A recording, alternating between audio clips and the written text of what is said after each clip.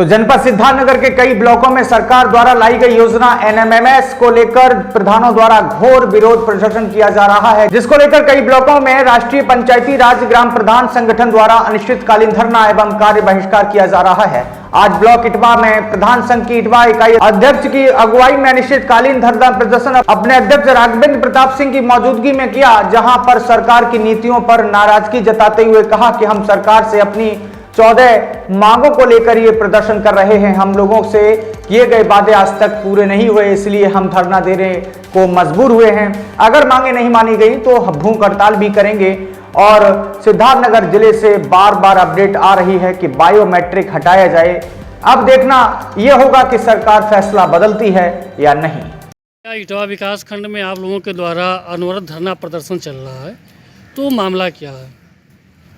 देखिए, केंद्र सरकार ने एक नया अधिनियम पास किया है कि ग्राम पंचायत में जो विकास कार्य मनरेगा के द्वारा कराए जाते हैं उनका एनएमएमएस सिस्टम के द्वारा अटेंडेंस लगाया जाना है।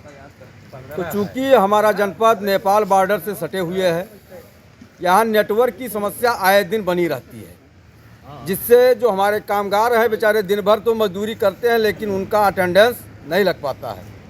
तो ये प्रक्रिया हम लोगों का जो धरना है आज 7वां दिवस है, लगातार चल रहा है। इस कड़ाके की ठंड में भी हमारे प्रधान साथी अपनी उपस्थिति हर कैसी भी दशा में हो उपस्थिति ब्लॉक परिसर में दर्ज कराते हैं।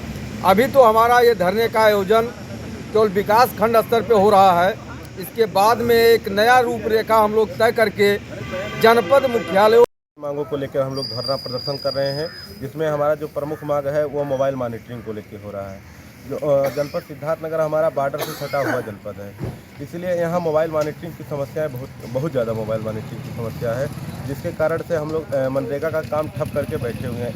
1 जनवरी से हमारे यहाँ मनरेगा का एक भी मजदूर हमारी साइड पे नहीं चल पा रहे हैं और ना ही हमारा मास्टर रोड चल रहा है।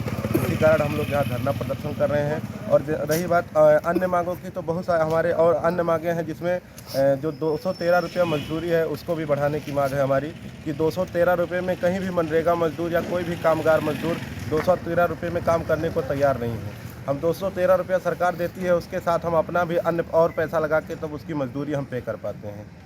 और उसके बाद मानदेय को लेके जो हमारी सरकार थी, हम लोगों को लखनऊ बुलाकर प्रलोभन दिया कि आप लोगों का मानदेय बढ़ाया जाएगा, लेकिन हम लोगों का मानदेय नहीं बढ़ाया गया। उसके बाद फिर हमारा डोंगल देने की बात आई कि आपके ग्राम पंचायत में ही आपको डोंगल दिया जाएगा, आप मनरेगा का भुगतान करेंगे, अपने ग्राम निधि का भुगतान करेंगे, लेकिन ऐसा किसी प्रकार का कोई काम नहीं हो रहा है। उन सब मांगों को लेकर हम लोग धरने प्रदर्शन पर हैं। अगर नहीं पूरी हुई तो ये अनवरत जारी रहेगा हम लोग का धरना प्रदर्शन। अगर ब्लॉक स्तर से अगर ये मांगें नहीं मानी गई तो हम लोग विधानसभा का घेराव करेंगे। अगर वहाँ से भी नहीं होगा तो हम लोग लोकसभा भवन घेराव करेंगे।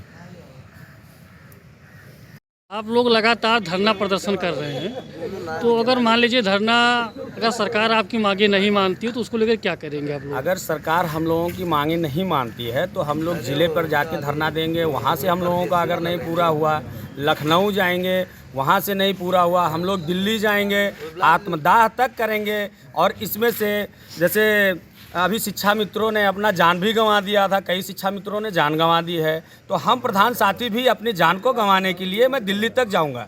और मैं अगर ये सरकार नहीं मान रही है, एनएमएस लागू करना चाह रही है हमारे यहाँ, जो कि चलता ही नहीं है। हम लोग लेबर लेके जाते हैं साइड पे, 50 लेबर लेके जाते हैं, एक समय का तो लग जाता है, दूसरे समय का नहीं लगता है। अब दूसरे समय का नहीं लगा तो वो 50 लेबर का पैसा कौन देगा? प्रधान को तो देना ही पड़ता है। अब सरकार अपनी तो वहाँ देख रही है, हम लोगों की बात अगर नहीं मानेगी तो हम लोग अपने जान को भी न्यौछावर करने के लिए तैयार हैं।